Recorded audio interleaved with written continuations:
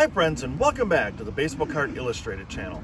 I'm Bronko, the PSA 11, and this is the Salvation Army in Oak Creek, and we're at a card show. But today the tables are turned.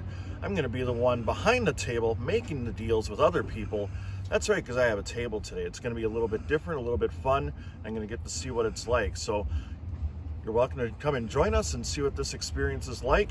But before we do that, I'm going to go set up inside. You go ahead and hit the like button, leave a comment to let me know if you've ever had a table at a show of any kind. And if you're new here, welcome, and please hit that subscribe button. Now we're going to go put the stuff on the tables and see what this looks like. So we'll call this the before picture. As you can see from the clock, it's just after 8 o'clock. The show starts at 9.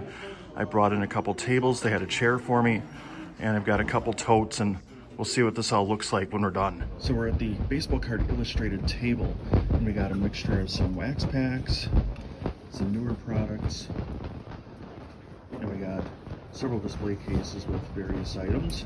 I know I'm going kind of fast, but feel free to pause this and take a look if you want to see specifically what we got in here and what pricing levels we've got. Here's some autograph cards. It's Tim Duncan I kind of hate to part with, but I saw what the price on that is, so I had to make that one available. Love the Bob Ukers there. Sorry. I got some dollar boxes and some bobbleheads. Customers are lining up, so let's see what happens. We're about 25 minutes in or so. Look, they even gave me a name tag.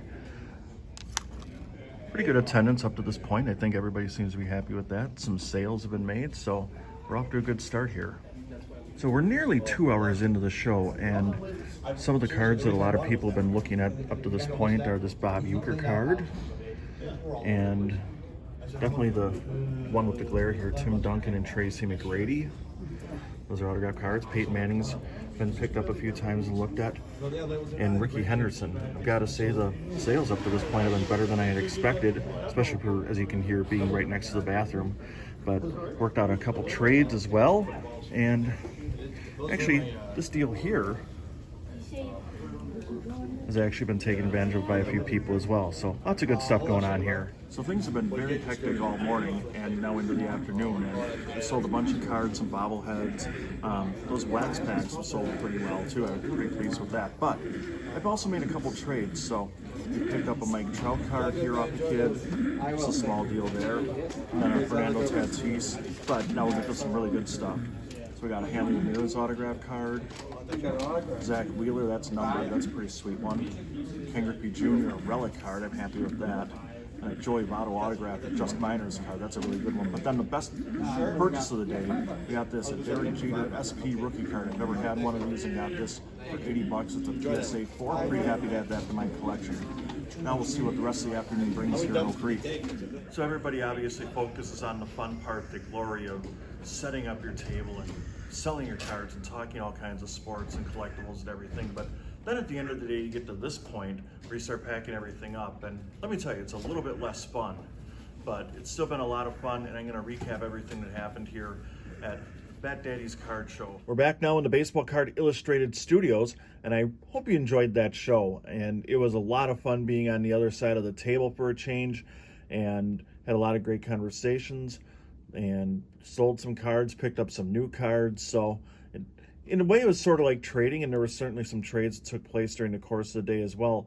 I'm going to show off the cards that I picked up here as I kind of wrap things up, and getting that Cal Ripken Jr. rookie card, one that I haven't had in my collection before, was pretty cool, and it looks like it's in pretty good shape. The corners are sharp, so definitely like that.